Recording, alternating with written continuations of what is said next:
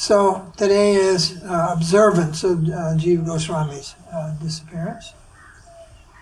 So I guess we'll get some of the details there in this article written in 1950 what? 1955. How old were you in 1955? Minus 150, 140. Well, that means you were probably an old man somewhere. Everyone was somewhere. I was barking. Barking. So, 1955, I was 9 years old. And Śrīla Śrīdhara Mahārāja was writing this article. It wasn't written, it was a class, it was a lecture. It was well, transcribed. yeah, all his books are that way, almost. Yeah, that's true. So, pretty much all. All right, so Giri will read, and then we can discuss. So this article is called The Day of Separation from Śrī Jīva. Today is the disappearance of Śrī Jīva Gosvāmī Prabhu, the third day of the waxing fortnight. This day draws my attention to the time Śrīla Prabhupāda performed his pastime of undergoing illness. We all felt that Śrīla Prabhupāda was an avatar of Śrī Jīva Gosvāmī Prabhu because of the way he perfectly established the dignity of the Sampradaya through flawless deliberation on the principles of pure devotion. Śrīla Prabhupāda withdrew exactly 1 fortnight before this day, and we thought that he aimed to withdraw on the day of Śrī Jīva Gosvāmī Prabhu's disappearance.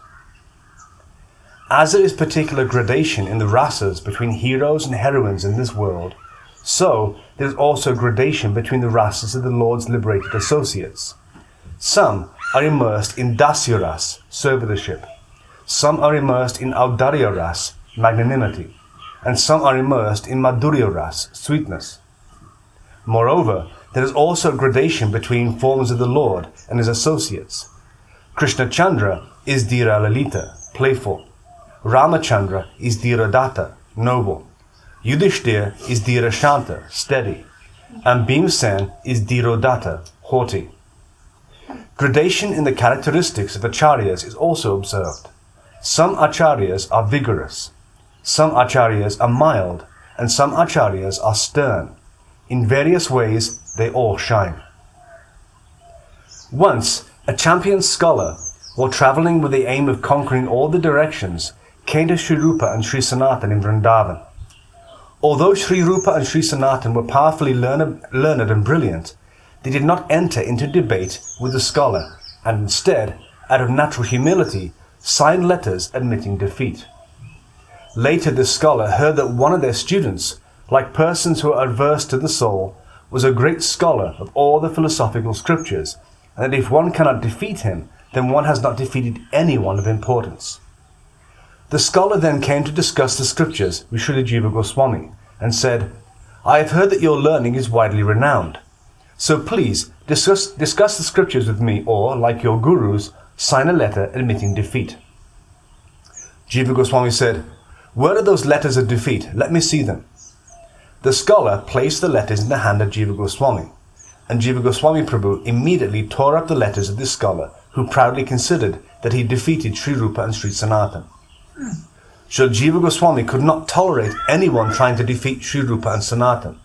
He considered, as it is necessary for me to remove the offence of an offender at the feet of Śrī Rupa and Sanatan's supramundane glory, so it is even more necessary for me to use my learning in the proper way, by serving their profound brilliance.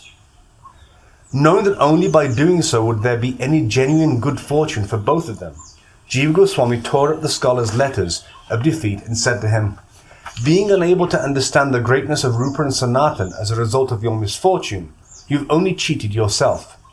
I am their unworthy servant. You'll be able to appreciate something of how great and how high the position they hold is if you converse with me, and then you'll understand the reason why I tore up these letters of defeat. Come, what need is there for delay?" Their discussion of the scriptures began. Within a short time, the scholar's illusion was cut away. He was defeated and desired to rectify his mistake. Śrī Jīva Prabhu then said, "If I had not defeated you and glorified them, you would not have understood them. So, I have had to proceed this far. Now, if you want genuine good for yourself, quickly go to them and pray for forgiveness. Being unable to understand their liberality and greatness, you have severely disrespected them. What was Śrīla Jīva Gosvāmī Prabhu's conception? To illustrate it, we can explain as follows. A group of dacoits approached a house. When the dacoits wanted the key to the house from the proprietor immediately came out and gave it to them. But when they went to the treasury, they saw there was a guard. The dacoit said, "Open the door. Look here, the proprietor has given us the key. We'll now enter the treasury." The guard said, "Where is the key? Let me see." The dacoits gave him the key. The guard took the key and said, "First defeat me, then enter the treasury." Thereafter, in an intense fight, the guard defeated them all and protected his master's honor and wealth. Everywhere, we see in a similar way the greatness of Śrī Jīva Gosvāmi's service to the Sampradaya. And in the conduct of Śrīla Prabhupāda, we have seen the same sort of endeavor to serve the Sampradaya and his gurus. By discussing the philosophies of Nyaya, Sankhya, Patanjali and so on, Śrī Jīva Prabhu endeavored to make the world appreciate the wondrous nature of devotion to the Lord. As an Englishman should be taught in English and a Chinaman should be taught in Chinese, so he grasped the teachings of these Sampradayas and endeavored to make them understand his desired end. Still today, distinguished scholars become fascinated to see the great outcome of Jiva's expertise in all the scriptures. The foremost aspect of Śrīla Jīva Gosvāmī Prabhu's pastimes that naturally appears before our eyes is his protection of the proper conception of loving devotion to Śrī Kṛṣṇa, replete with knowledge, realization and detachment. He cut asunder the conceptions of those who were proud of their materialistic learning and firmly established the conception of devotion to Śrī Kṛṣṇa through his 6 sandarbhas. Furthermore, so that students would not go down the wrong path and instead follow the path of pure devotion from the start of their education, and so that they would be engaged in chanting the names of the Lord at every moment, he wrote Sri Harinamamrita Vyakarana and started a new era even in the world of grammar. His style and endeavors were like those of a prince. To follow and please his gurus, he would go out and spend his days and nights at the base of a tree. Yet the expression that is seen in this world of his tremendous propensity to engage in the service of Sri Radha Govinda is extremely rare. Through his conduct, the position of being a prideless, respectful, surrendered servant of the Vaishnavas has been established throughout the world in a highly revered form. Our Sri Guru Padma also, in the same way, accepted the position of a servant of the crown jewel of Paramahamsas, Srila Gaur-Kishoras Babaji Maharaj, demonstrating the process of negating all of the conceptions and fully revealed throughout the world the position of being a surrendered servant of the Lord's devotees. In the statements of Srila Babaji Maharaj we find, quote, "When I die, tie my feet with ropes and drag my body down the street. Why? I have not served the Lord. I am a sinner, a cheat, and I should be punished." In this and other such expressions, he reproaches himself, feeling himself to be fallen and unqualified. In the statements of Srimad Mahaprabhu, we see that he has said, "Kata karangya mora kangala bhaktogon." My devotees are poor. They carry only a quilt and a water pot. Devotees of the Lord's always feel, "Alas, alas, I have not served the Lord. I have not been able to serve the Lord. Everyone is serving Kṛṣṇa, but I am unable to. Vanchitosmi, vanchitosmi, vanchitosmi nasamshaya. Vishwam gore rase magnam, spashopi mama bhavet. I have been cheated, I have been cheated, I have been cheated. There is no doubt. The whole world has been submerged in Sri Gaura's love, but I have not even been touched by it. Alas, alas, my birth has gone in vain. All the people of the world are serving the Lord. I alone have been cheated." Day and night, Srila Raghunath Das Goswami Prabhu would drink 1 leaf cup of buttermilk and simply lament, "O Radha, O Kṛṣṇa." He would reproach himself as follows, quote, "When one whose desires have been purified by knowledge can understand that the self is superior to the body, then with what intention and for what reason does such a debauchee nourish the body? By mouth you say, 'I am spirit, I have no old age, I have no disease.' But if truly you have experience of this, then why is your identification of the body with the self so strong? For what reason do you try merely to maintain the body? In this way, Advanced devotees always mercilessly whip themselves. Srimad Madhavendra Puripad, who refrained even from the practice of begging, also reproached his desire to taste the prasad of Sri Gopinath in Ramuna hundreds of times. Alas, only for the satisfaction of my tongue, I ventured to taste this prasad on the pretext of service to Gopal. In the Lord's message within the verse Naparayaham, we find evidence that such condemnation of their personal pleasure and endeavor to increase the pleasure of Kṛṣṇa by advanced devotees deeply moves the Lord. Sri Rupa and Sri Sanatan were embodiments of Srimad Mahaprabhu's verse Trinadapi Sunichena, to the extent that even Mahaprabhu himself said, Tava dhanye pate morahiya, your humility breaks my heart.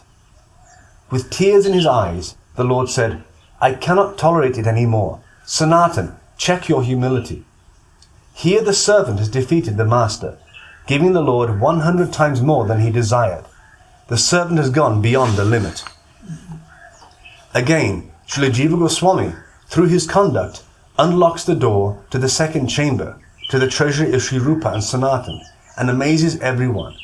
He has said, so that no one makes any offense at the supremely glorious, supramundane feet of my gurus, and so that everyone understands the greatness of my gurus, first of all, I have had to raise my head. Here is the foundation for the mentality of an āśraya described in Srimad Bhagavatam.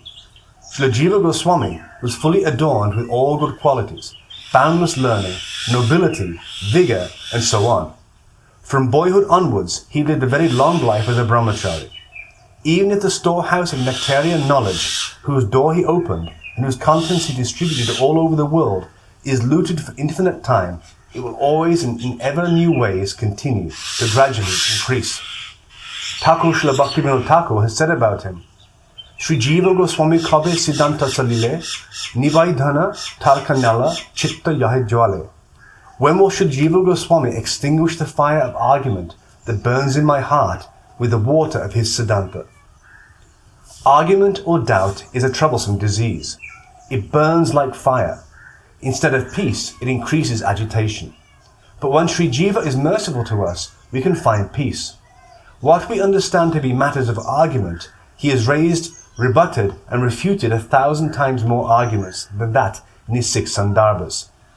Thus, still today, the educating society praises him as a wellspring of learning and brilliance. After perfectly serving the Sampradaya with great reverence for a very long time, and completely fulfilling the desires of his gurus, Śrī Jīva Prabhu purified today's date and withdrew. Today on this day, we are begging specially for his mercy. He is the guardian of the door to loving devotion, Rag Bhakti. May he mercifully open the door to the path of love, Rag Marg, manifested by his Sri Gurupada Padma, and bless us by giving us the qualification to enter it. This is our prayer. The fatal downfall of the mundane imitationists, the Prakrita Sahaja Sampradaya, that ignore him is truly heartbreaking. He is the guardian of our wealth, our everything. This is our conviction. Go, Śrī Jīva Gosvāmī Prabhu ki Jai. Śrīla Gosvāmī Mahārāja. Jai. Beautiful glorification, no? Can you remember any of it? But think about that for a minute. What, in a sentence or two, what did you gather from this? So as you think about that, I'll just point out one thing. Śrīla Śrīdhara mentioned the state of almost the devotee's abuse of himself. So I want to give a little counterbalance to that by also telling a story that Śrīla Śrīdhara Mahārāja also told about such things. So first what we see is so much bodily maintenance, bodily care. What is the reason for this? Is the body has no real value.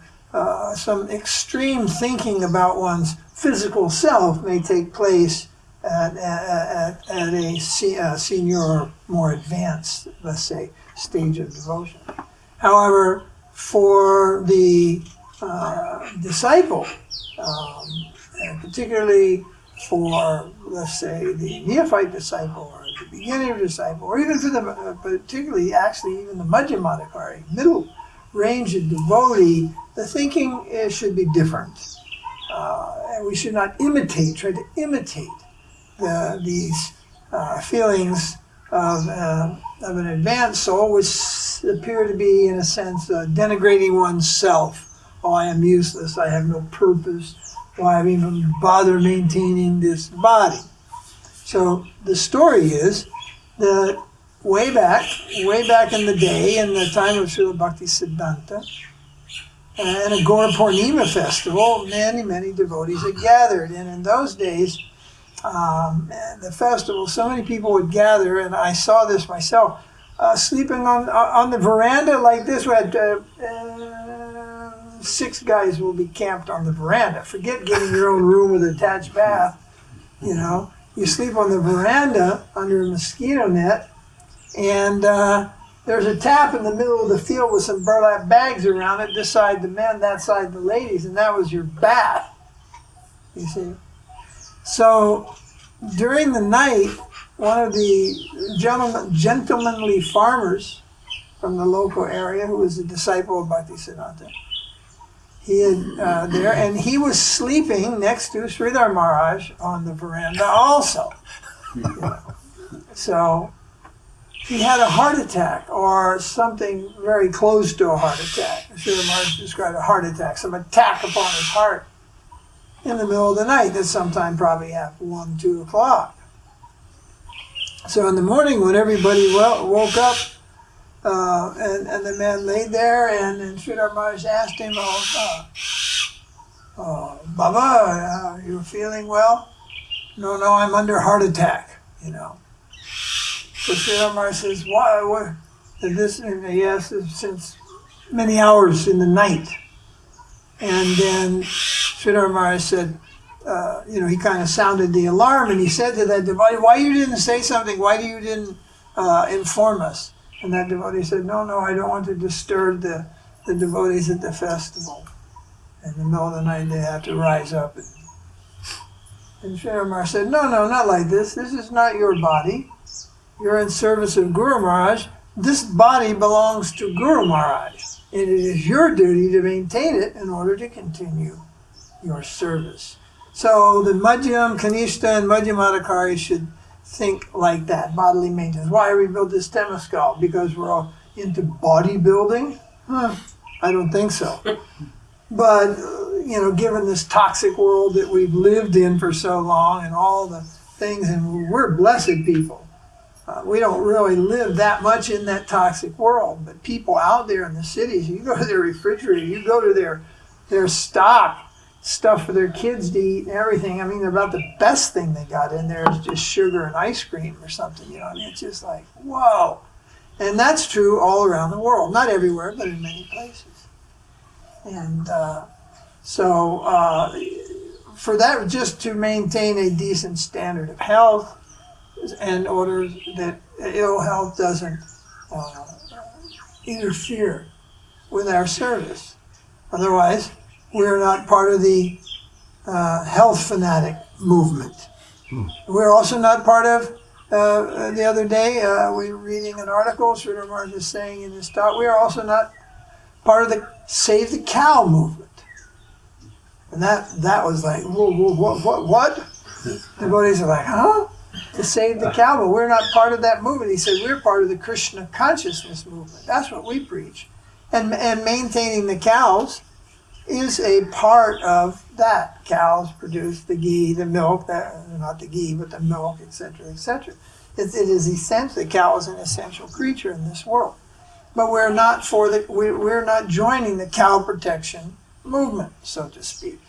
Although if there was a march here in Srirangapatna for cow protection, we would probably take part in it, understand? But from a little different angle, the cow protectors want to eat the goats. Cow protectors want to eat the goats, and they want to eat all the chickens. They want to eat this is like this. That's only part of the problem they're working on. Recently, was it Haryana? Yeah. Haryana banned cow slaughter. That was good. Haryana. Yep. Haryana. that's not where's Manamars? He's in That's Himachal. Himachal. Oh, Haryana. Okay, that's up around Kurukshetra, UP. yeah. That's up around that area. Yeah. So the devotees look upon that as a welcome gesture. But like I said, the cow, the save the cow people want to eat all the goats. So it's far from perfect. Let's put it that way. So, but in the Kṛṣṇa consciousness movement, ideally speaking, real Kṛṣṇa consciousness, that is, then all the animals are saved: the whales, the dolphins, the cows, the goats, the chickens, even the ants. When I walk around, if I can consciously step over these big black ants that are walking across the sidewalk, I do that, and I'm sure everybody else here does that. But a materialist would just walk, especially a young foolish person, see those big flat ants and time a step so as to squish an ant. They have so little regard for life, you see. So they may have one or two good qualities, or one or two good ways of thinking, you see, due to their humanism. But in Kṛṣṇa consciousness, real Kṛṣṇa consciousness, we'll have all good ideas and all good ways of thinking, not just one. Let's save the whales. Save the whales, eat the cows. Save the cows, eat the goats. So many of these yogis who are probably seeing are becoming more and more vegan. But vegan is a totally anti-yogic diet. The whole concept of yoga and the total picture as it ties into Ayurveda and everything and all spiritual practices of other elevations of yoga, the cow is absolutely a necessity. How does one perform yajna without a cow? These fools over here are probably using dalda along with their chilies. I don't think they're using ghee, maybe coconut oil at best, or peanut oil with turmeric in it, but with the chili, you think they're throwing ghee also? These cheapskates, tightwads? No way. You see. So that is not real yajna. Yajna requires ghee. It requires cows. Furthermore, the human being requires milk. These vegan people, their children, they all look like plastic see-through bags or something. They just don't have any, like, I'm here. They're just not there. They miss so many of the benefits of milk. But there's a reason they've come to that, because milk in the West is basically, we call it chalk water. And it's chalk water with poison in it. It's not real milk. Homogenized milk is not real milk. This is real milk, what you see in the ashram, with full head of cream. I'm mixing my flaxseed and my yogurt medicine in the morning, and as I mix it, little butter balls roll up on the top. Now that's milk. In days gone by, we used to think we were beating the system. We would buy the milk, and then we would take the cream and buy the cream, because they take the cream out of the milk in the West. Of course, we do that here for purposes, but we want to put the cream back in, so we would buy a thing of cream and a thing of milk and put them back together. Or, in want of any cream, we would just take a big chunk of butter, a quarter of an ounce of butter. It's about bigger than this piece of recording equipment here, double the size of this, and drop it into a pot of 1.5 liters of milk. So we would try to recreate the milk, but we found out later you can't do that. Once you homogenize the milk, it's as good as poison. It has a negative effect in your body, along with maybe some good effect, but then people drink it cold, they get the mucus buildup, they get the bad cholesterol, and they get all manner of problems, because homogenized milk is not digestible in the human gut, to put it frankly. Can't be digested. So various things happen, and it causes disease. Pasteurized milk, that's a must. Unless you're taking it within minutes, almost seconds of coming from the cow. If you let it sit there till 10 o'clock and then scoop up some unboiled milk, you run the risk of some heavy sicknesses. Because it's a organic thing, and it breeds bacteria. But when you boil it, it stops that from happening. I don't know the detail in the science, but that's all pasteurization is. You see? So anyway, we not wanting to imitate the thinking of higher devotees and what to speak of their practice. I mean, Gaura Das Babaji said, when I go on from this world, just tie me up behind a horse and drag me through the streets so people can throw rocks at me or whatever, because I'm such a rascal. The story we heard was, after he had left this world, Gaura Kishore, some people wanted to do that and express that that was his last will. It should be honored, you know, until Srila Bhaktisiddhanta arrived on the scene and quelled the confusion and challenged those others, and that didn't happen. So those higher sentiments that may just remain just that, sentiments, and not be carried out. You see. I believe there's somewhere, or maybe it's Raghunath Das or somebody is writing about their feeling of separation, and he's saying, I'll climb and I'll jump from the top of Govardhan Hill and end my life. If you've ever seen Govardhan Hill, you know, even if it's high, where would you jump from? There's nowhere to jump from, you know. The highest rock's probably 5 feet tall, you know. And you land on another gentle slope. So how do you jump off the top of Govardhan? This is not the Alps cliffs or something, or the Himalayas. It's not like that. But the sentiment is there. He wouldn't climb on Govardhan anyway. And then he wouldn't climb on Govardhan anyway. So it's the sentiment amidst total bewilderment and confusion due to separation. So if such a state of bhakti is reached, you don't have to worry about which symptoms will be coming and which ones are right and which ones are wrong. Everything right will come. The problem is those who are around, those who are less advanced to understand, may misread that. I mean, down in Kerala, I think the guy was a bit of a bogey. He was called Narayana Guru, and he propagated himself as being Narayan. And so he predicted, he lived to be so old, and he predicted, down the road, his demise, right to the day. So when that day came, the big crowds that had waited through the night and the morning was coming. Oh, Gurudev hadn't passed away yet, and a lot of it was hinging on his representative, so a little plastic bag around the head, and adios, Gurudev.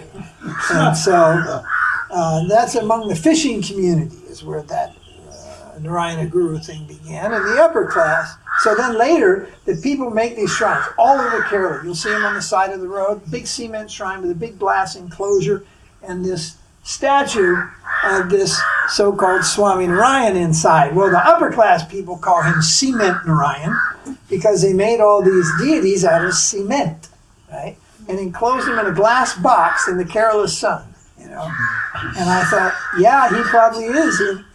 He's probably there in that deity, getting what he deserves, So, cheaters imitate advanced devotees, and then fools follow them. That's pretty much the material world. In so many respects, it's just whether it's the political sphere, the dietary sphere, the spiritual sphere. There are just so many. There's just so many misleading people in the world. And that comes right down to the devotees. Seeing Vrindavan, what's happening, what is the state of the social atmosphere in Vrindavan, both amongst the Indian and the Westerner. Take away the money and you could really see it for what it is. Not very spiritual. Not very spiritual. Providing much material engagement in the senses, but so much has been forgotten and lost. I'll give you one example.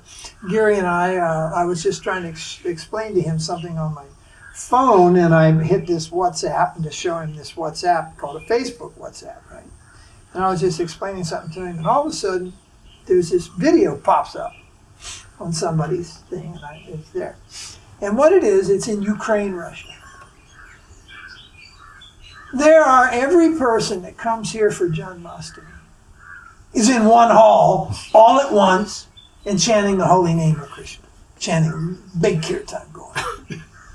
And there's a big stage.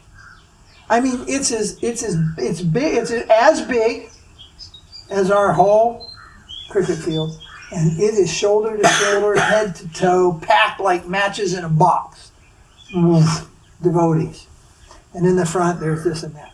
And on the stage, there's some sannyasis. So this one sannyasi, he just goes running off the stage and flips over backwards and just dives into the crowd and just they just catch him. And then they pass him all around, you know. And then they pass him back up onto the stage, and he's on the stage going, yeah, like, you know, do it, homie, doing the bro thing or something, you know. And the crowd is going absolutely wild. And then another Swami just takes off and plunges into the crowd, you know. At that point, what the hell is this? Right? Now, you can bet those sannyasis are not just sannyasis, they're probably gurus also. Now, in 1976, two things happened. One in Mayapur and one in Vrindavan. And after the festival, Mayapur, devotees went to Vrindavan. But in Mayapur, I forgot the point. Several things happened. Two things happened that year. One thing is, what devotees had been had coined ecstatic dancing, you know, which basically was running around in circles and turning their backs even to the deities and getting in the circle, even on the street where people would be, what is this guy doing? They'd be in a circle, looking at each other doing the kirtan, right? So there's all kind of annex like that was going on. 1976 it started before that, 75. And it reached kind of a crescendo of this wild, let's not call it ecstatic, but this wild dancing, right?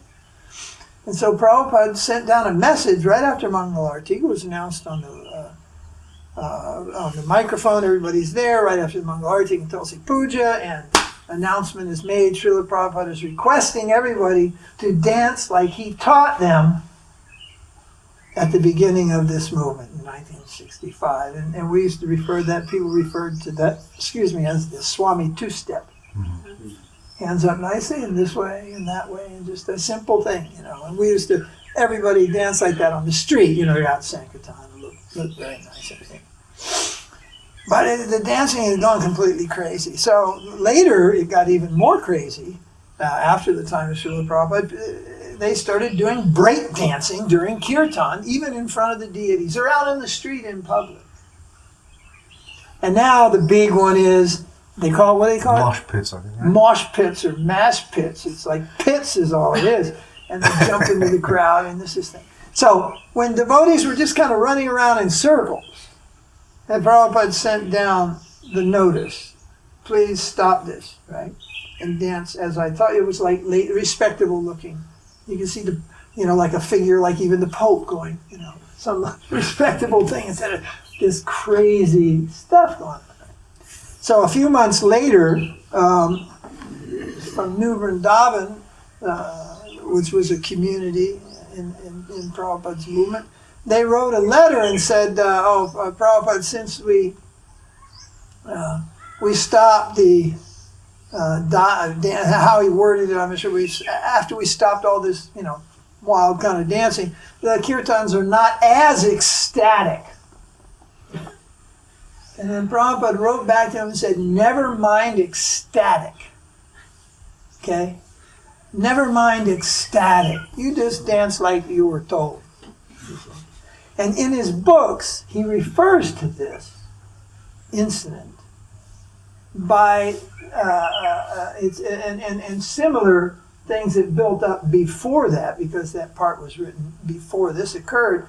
He called this wild dancing youthful bile secretion. In other words, it's hormone release or whatever. You know, like a natural drug, adrenaline within one's own youthful material body, thus having really nothing to do with achieving transcendence. So way back when the fracture or whatever it could be called is just a slight deviation, running in circles, a few things. Right? Now here we are 40 years later, 41 years later this year. Mosh pit? Thousands, but there are thousands of devotees in that kirtan. And the gurus and stuff are jumping in and landing and everything. How can they not remember this? Well, somebody might say, oh, those sannyasis are second generation. Then how come they haven't been told this? How can they just they just go, well, and they give that excuse that came out of New Vrindavan. Well, you know, this really makes it ecstatic and encourages everybody. And it's just like, in what? Prabhupada said, never mind the ecstatic. Chant the holy name purely, sincerely, with dedication. Then it will come. You can't just, you know, imitate this or create this. Not even imitating this. You just don't see Mahaprabhu diving off the Roth cart into a group of men and being mushed around. Where does this come from? Well, it comes from the punk rockers movement, you know, who were into bodily abuses, actually. You know, they would do their stuff and just, you know. It's so undignified, actually. And let me tell you, so we looked there, and it had 675,000 views, you know, views. Now, whoa, that's a lot of people looked at that. Only 135 liked it. Mm-hmm. That's a very low percent. Like sometime you'll see some of this political stuff, and it will say, you know, like an Alex Jones or something, it will say, 40,000 views, and it'll go 2,000 thumbs up, and then 35 thumbs down, and you can bet the 35 thumbs down, most of them are trolls that work for the opposite propaganda, and they just surf around and give thumbs down and say stupid things. That's how they do that. You see, so you can see what all this means. Right? So 675,000 people saw that video of this insane kirtan with thousands of devotees, gurus and sannyasis jumping into the air from a stage and landing on top of everybody. They don't fall down; they go right there. You know. I mean, it's just utterly undignified, childish, foolish, and totally absent from remembering what was assured to the devotees of the Kṛṣṇa consciousness movement. And not just on one little thing like this. Assured means just do it this way, don't change anything, proceed with these simple things, enthusiasm, patience, your sincerity, determination. There are some things that are written, they're codified by Rupa Goswami. Very simple, anybody can do them. Do this, the result will come. Instead, they just keep adding and doing these insane things, which you can trace all the way back to his instruction, and they are so fond of saying his movement. Whereas actually, he never called really this Hare Krishna movement his movement. This is Lord Chaitanya's movement. You understand? They even want to snatch away the credit, whose movement this is. And in the sense of the modern world, this is Bhaktivinoda Ṭhākura's movement. And if you want to get a little more specific, it's Bhakti Siddhanta who gave us everything. The choice of books, the list of books which are cheater books, the practice, all these things. And Prabhupada gave one new thing. Do you know what that was? One new thing. Everything else he gave, his guru gave to him, he gave to us. His guru gave to him, he gave to us. One thing was different. And it wasn't the fall of the jiva, like they said on one of their books, the Prabhupada's special difference that even placed him above his guru and above the six Goswamis and any acharya in history was he alone understood, they printed this, that the jiva fell down from the līlā of Kṛṣṇa due to enviousness. And it's like, say what? Okay, where were we in The there? only thing he introduced. Yeah, so what was that only thing? The only thing was, as a sannyasi, he did the fire yajna and got his disciples married. Because there was nobody else who knew how to do it. He didn't do it forever, but the first weddings that took place in the ISKCON with the K and the day, that was poetry. Yeah. The ISKCON with the K back in the day, yeah. He did the fire yoga, and he wrote in his books that the only thing I've done different is as a sannyasi, I perform the ceremony because sannyasis don't do those things traditionally. They don't do the ceremony. Another grihasta does the ceremony. Another brahmin does the ceremony. So then how can you bastardize him away from the sampradaya in the sense of you don't refer to anything pre-Prabhupada, actually?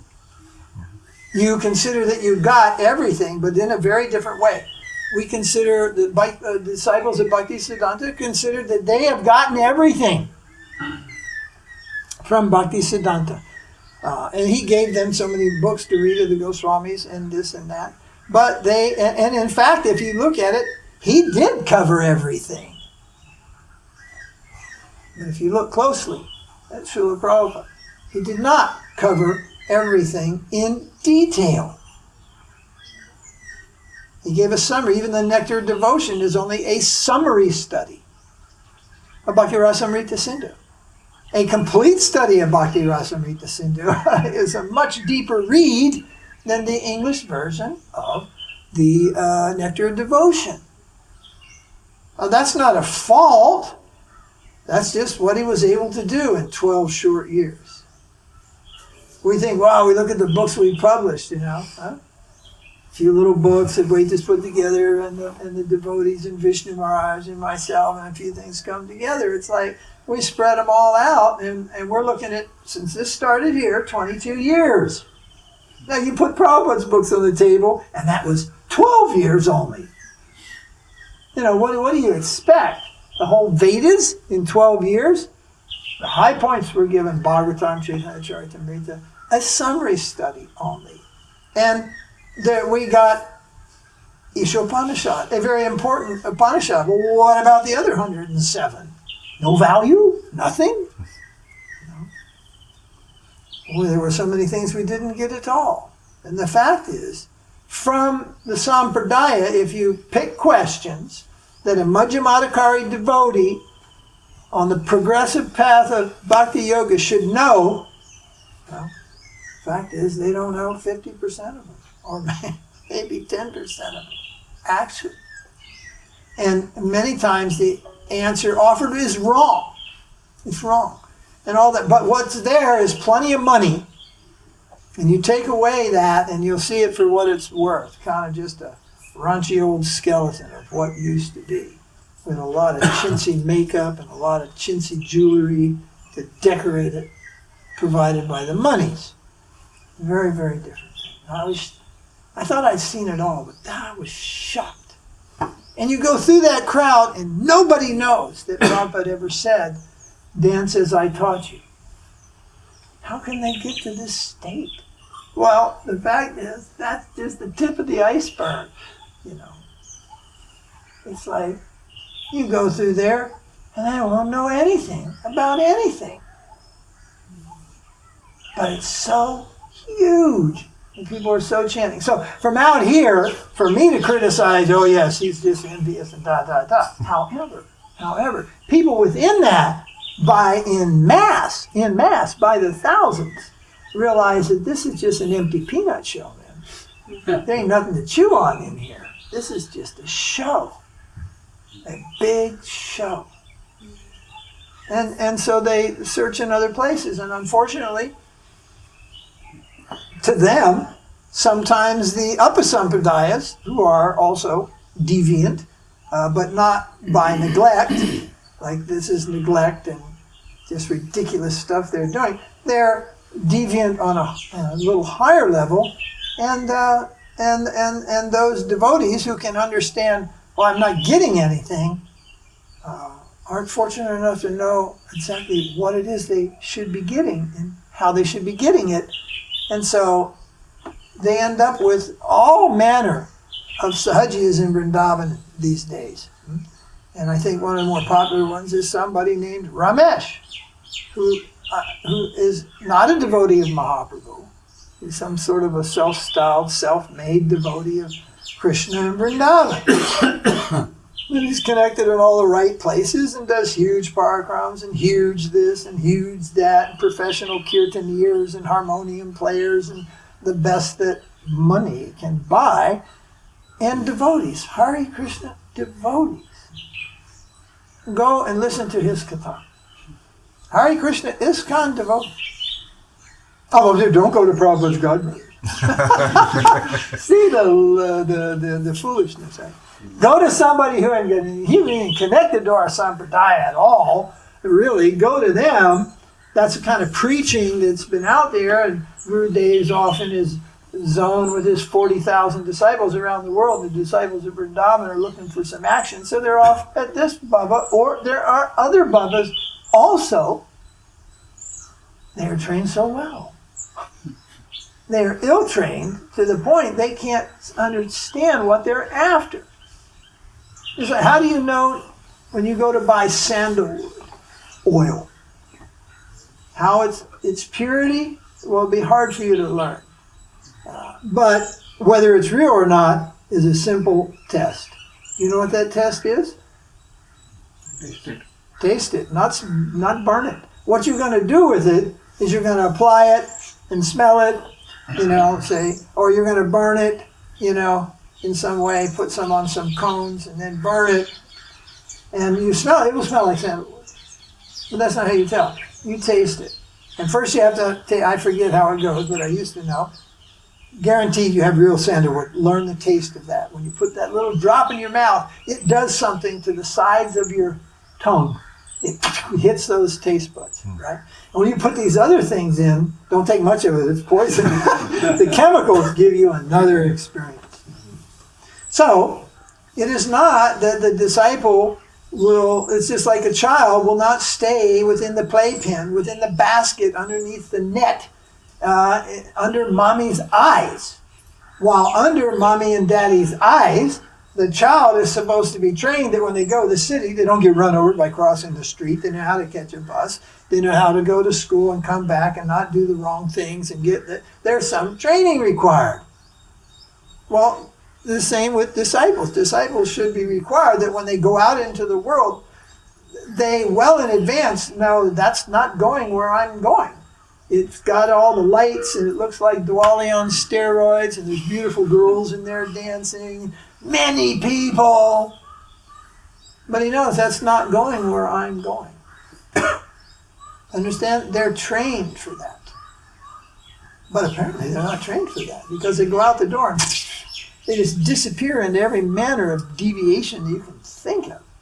And it's just absurd. But then when you look what's going on inside, that's more absurd. That is more absurd. I get emails, or nowadays a WhatsApp, or used to be a Skype, repeatedly, sometimes multiple times in a week, sometimes a month may go by without anything. But then some distress letter call arrives, of somebody just waking up to the fact that Prabhupada's mission is in Prabhupada's mission is in dire necessity of help and change. Otherwise, what's going forward is something like the Ramakrishna mission. That's it. It's not a sampradaya mission. It's something that's falling out and just adding everything and anything. So please note also in Śrīla Śrīdhara Mahārāja's glorification of Jīva Gosvāmī, he didn't tell us where he was born, didn't tell us anything about his family, didn't even say he's the nephew of Anupam, he's Rupan Sanatan's nephew, because he's the son of Anupam, right? None of that biographical, here he's born, here he did that. Something of the spiritual meaning, he tells a pastime of the scholar coming, and he explains that, how the disciple is to view these things, the position. Did you understand that? He didn't say anything about oh yes, and Prabhupada came, there was a big festival, we all met with something, and the kids gave cookies, and all this external stuff, which when you go to hear the glories of Śrīla Prabhupada at these ISKCON centers minus the K, that's all you get. He's the only one type of a song, some negativity about his godbrothers, some fundamental Atmagyan that every Mayavadi and Sahaja in India has got. Just some very, and just stories. Tell us a story. Can you tell? I think one day in Vrindavan I was giving a talk at someone's place, and someone asked, can you tell us a story about Prabhupada? Oh, they wanted to hear my story. How did you join, Maharaj? It's just like, this is irrelevant. What's needed is what we just hear from Śrīla Śrīdhara Mahārāja, a comprehensive spiritual understanding of that which we see and that which we saw. They don't have it. It's just all the external. Big is best. Big is better. Frenzied is better. Ecstatic is better. All these things. No proper vision of Śrīla Prabhupada and no proper glorification of him. All that glorification doesn't hit the mark. Śrīla Śrīdhara Mahārāja commented, they give lip service to Prabhupada. Lip service. They can sing a Jai Prabhupada kirtan for a half hour, an hour, who knows, all day long, It's ecstatic. But it's just a show. It's a show. And it's quite a bewildering show. So we sound like, from the outside, we sound like some disgruntled small group that, wished we had it,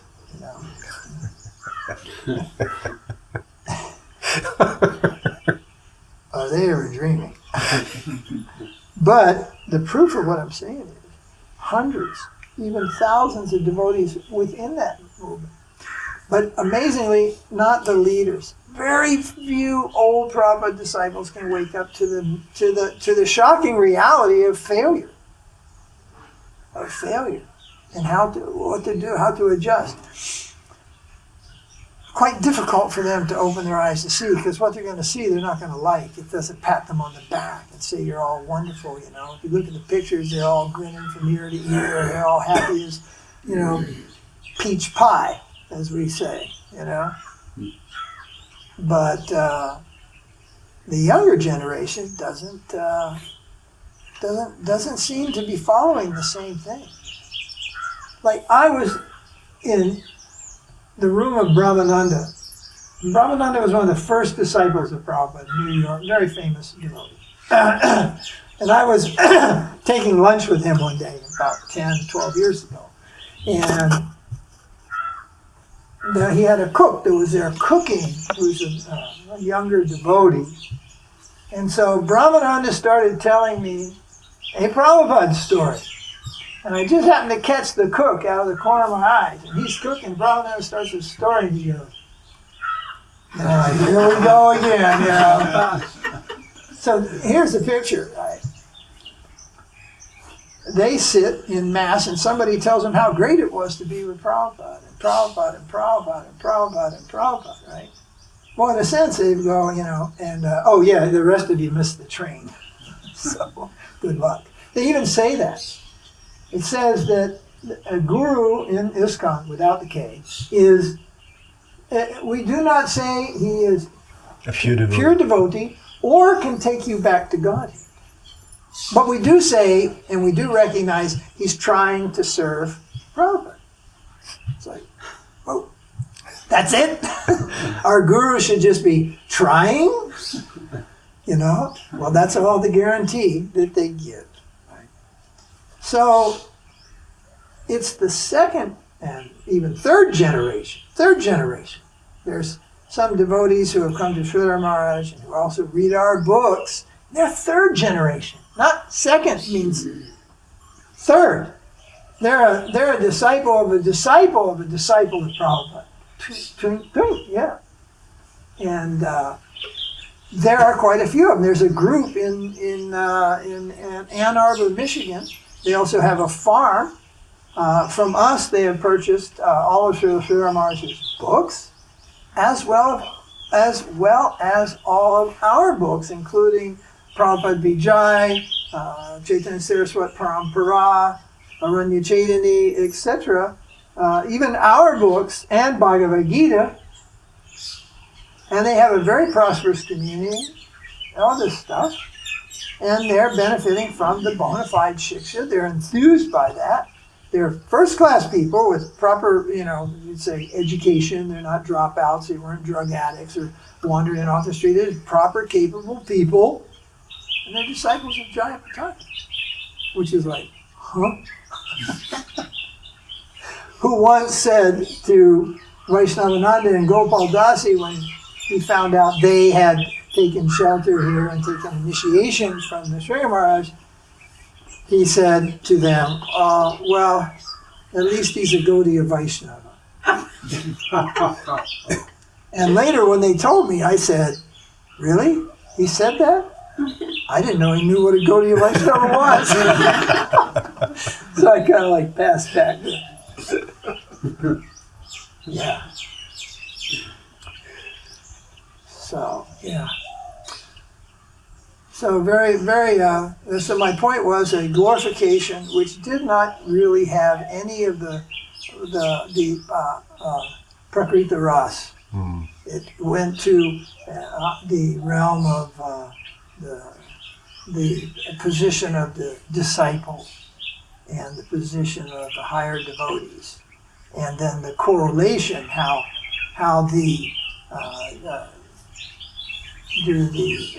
how one should adjust to these situations.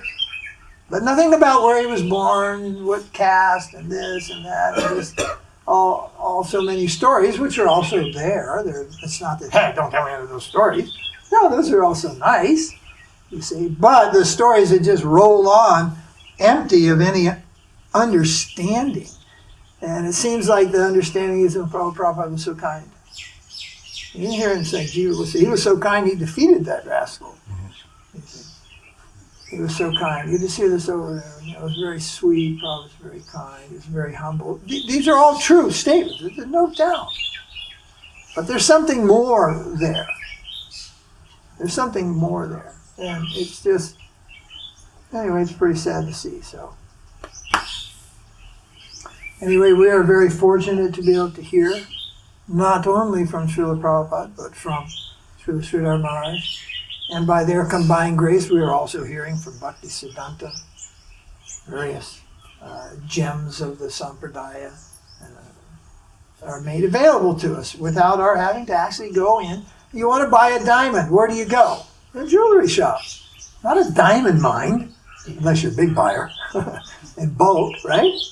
So we're a small person, and we have meager capital, and we want to purchase the gem of gems, which is devotion to Kṛṣṇa, bhakti, prema bhakti. We want to purchase it, but we have so little capacity. You see? So going to the diamond mine and looking for a diamond, go to a jeweler, and there you'll be guided, you'll be helped, and you'll get a diamond according to your capacity. Understand? And it will be real. Theoretically, it will be real. But to go and say, no, I'm going to go through the Vedic literature and figure all this out. Good luck. You'll never make it.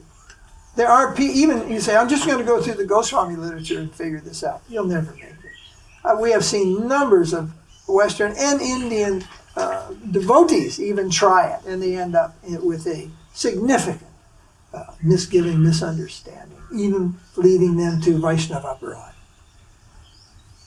Remember, we are very small with limited capacity. And that's our eternal position. It all depends on āśraya.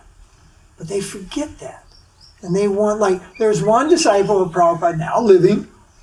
He's a guru in ISKCON. His name used to be Mahamantra. I think his name is Madhava or something. He's been a guru for 4 or 5 years. I mean, he openly tells his disciples, I'm a cowherd boy. Prabhupada was a cowherd boy, and I'm a cowherd boy. It's just like, what? What is this nonsense? And why, why he thinks he's a cowherd boy? I don't know. Maybe because he likes to go to the go show and he likes milk or something. Maybe that's all the qualification necessary to be a cowherd boy, right? Well, we got a couple of cowherd boys here. And back in the day, when in Vrindavan what you heard all the time was Manjari Seva, Manjari Seva. Well, that time we had hundreds of Tulsi plants growing here where this garden is. There were rows of Tulsis, big ones, And I would say, oh, do you want Manjari Seva? You come to our ashram and pick Manjaris all day long. There was Manjari.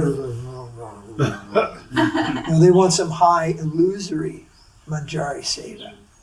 Nothing really of substance. That's what it boils down to. So, we count our fortune, and we also are aware of other misfortunes which have fallen to others. And we're not looking for the same thing. And we know what we're looking for. And based on that, we will take it wherever we find it.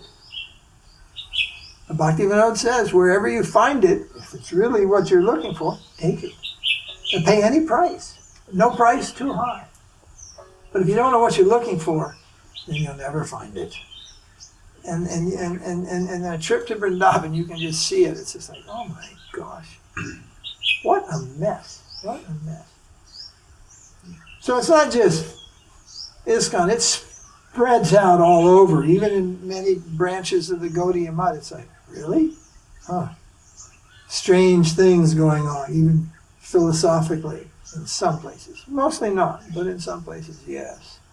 Particular ideas are afoot with the modern mass spreading of Krishna consciousness. Not just ISKCON, everybody's having success. I mean, we don't go out the gate except for to bring stuff back to the ashram and a weekly program a couple times a month and some book distribution. Imagine everybody in an ISKCON temple goes out every day and collects money all day long, or sells books all day long or something.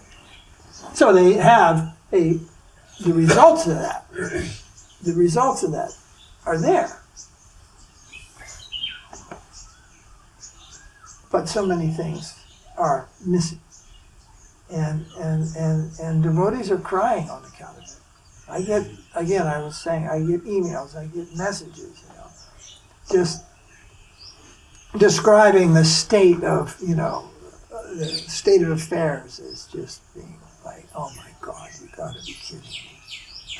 One of Prabhupada's oldest disciples recently announced in a class in the Krishna Balaram temple that Prabhupada is Lord Chaitanya.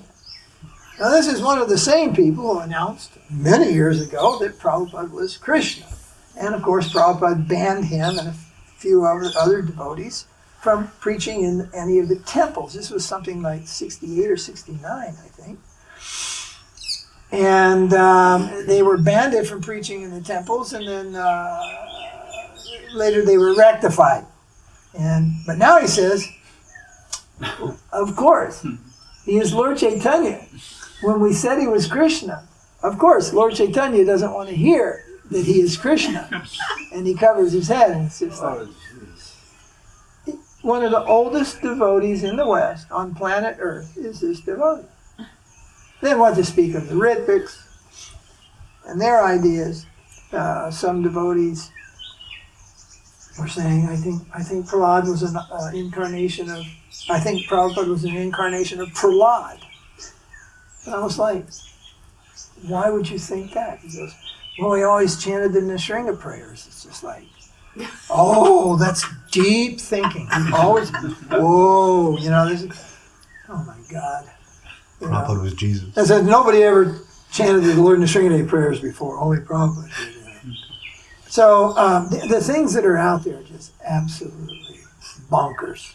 But what's not out there, or what's real, not that it's not out there, but what's really hard to find, is a proper hold on the correct understanding. And not just one or two things, but of everything in the Gaudiya line.